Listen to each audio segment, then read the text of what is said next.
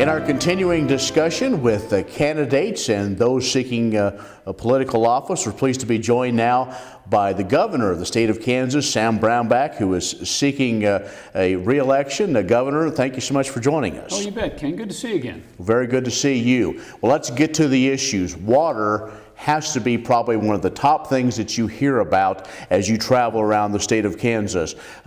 You've started this water vision team, and it's traveled around and gained some input. Talk about why you feel that water is so important of an issue. Well, without water, we don't have a future. And we've used up about 30% of the Ogallala. We've got a couple of our reservoirs that have had significant siltation, one up to 40% silted in. And these are reservoirs that were built with a 50-year life expectancy, so they've performed well, but it's just you're getting to the 50-year point. So I think water is just a critical issue, and what we've had is this engagement of the entire public about what can we do to conserve and extend the Ogallala, and while economic growth takes place. So I don't want to see people just cut back on water and then the economy decline. What I want to see us do is conserve and extend that Ogallala and then have the economy grow underneath that. And that's more complicated, but so far really it has been an excellent discussion, and people have come up with a lot of different ideas. Many of them seem kind of small issues, some of them pretty good size, and that's going back out to the public now for more comment and input to get it further refined. Do you think agriculture will be treated fairly in the end? Oh, absolutely. And agriculture is the biggest water user in the state by a long distance.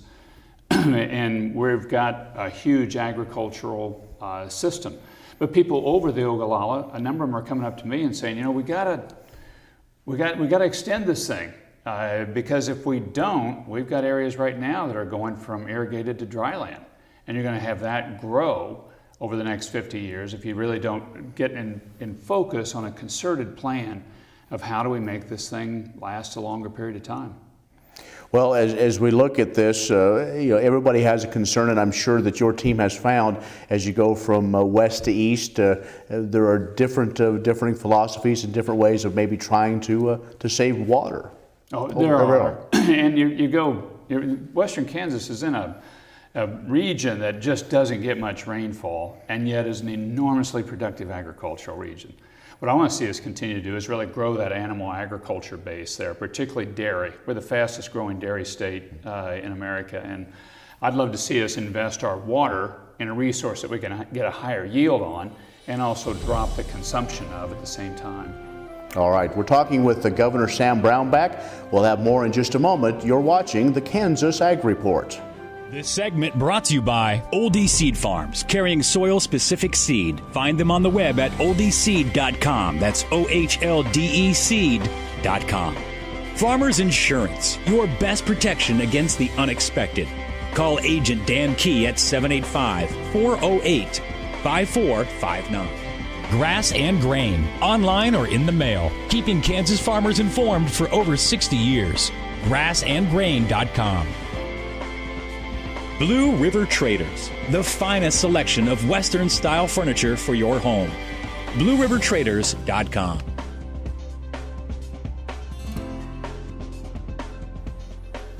We are talking with Kansas Governor Sam Brownback as we are doing a series looking and talking with the candidates for elected office this fall. Well, Governor, one of the things that has had a lot of discussion around the state, a lot of people may be concerned, a lot of people asking more questions about your tax plan and what's come out in the last few months as far as is Kansas economy on the right track. Wanted to give you the opportunity. Are there some things that people are missing? Are there some further explanations that people need to know about of how your plan is working? Well, I would hope they would keep one figure in mind, and that is that Kansas is at record employment levels. We've never had more people working than are working now in the state of Kansas. And that's with our general aviation industry still really hobbled. We're just not selling small jets yet. So you got a major section of the economy that's not pulling back up yet, and you got record employment. And most of that is small business, and a lot of that gets stimulated and was stimulated by these tax cuts where you took the taxes off of small business. We're hot as a firecracker in the Kansas City market, Kansas City on the Kansas side is growing private sector jobs 3 times faster than on the Missouri side. So it in that market in particular is working, but tax policy takes time, and we're trying to long-term position ourselves to grow. Texas has grown very rapidly, and a lot of it off of a no-income tax policy. What we're trying to do is say, let's get some growth happening, because we've been losing too many people, too much economic activity for 35 years. Bob Dole was originally elected in the old 6th Congressional District in Kansas. We're down to 4, headed to 3 if we don't change our population trend lines. And the key way of doing that is creating jobs. And what we've done is a tax plan that really focuses on stimulating job growth. But some might say also, throw that in there, you have school funding, and what's happening is if some of these communities want to keep their schools, there's going to be a larger burden on those local communities to do that. So as we look at that big tax plan, is this something that could equal itself out? Oh, right now, one other thing to remember is the state has never put more money into K-12 education than we are right now. And we're going to continue to do that. And we're going to fund schools. And I'm opposed to school consolidation. I'm from a town of 250 people, and I don't want to see those schools go away, and we're going to protect those. And we're going to continue to put state money in. And what we've done is we've cut the cost of state government back. We're down 3,000 employees at the state level, but we've increased the number of our teachers. We're up nearly 700 teachers over that same period. So we're going to continue to invest in education. It's a core function. I believe in it. But we've got to get growth taking place, because otherwise our kids get educated and they just head out of state. They go somewhere else. And I want my kids and grandkids to be able to come back home and have a great environment here to grow and prosper in and achieve what they want to do right here in Kansas. We're talking with Governor Sam Brownback. We'll have more in just a moment. You're watching the Kansas Ag Report.